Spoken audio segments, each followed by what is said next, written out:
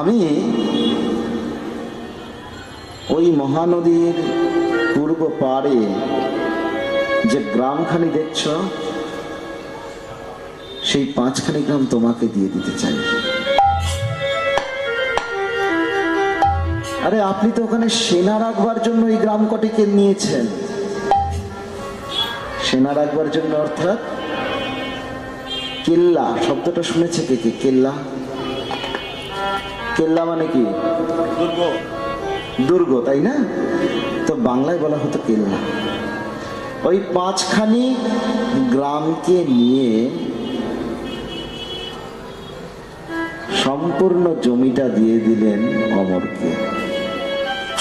বললেন তুমি এক কাজ করো, এখানে তোমার রাধা মাধবকে এনে প্রতিষ্ঠা করো, আর এই স্থানেই তুমি রাধা মাধবের সেবা অর্চনা যা যা করবার করো, আমি কোনোদিন বাধা দেব না।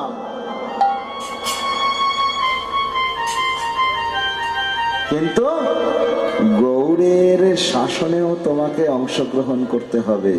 তুমি সেবা অর্চনা করো, কিন্তু শাসন কার্যে যেন কোনোদিন কোন রকম বাধা না হয়।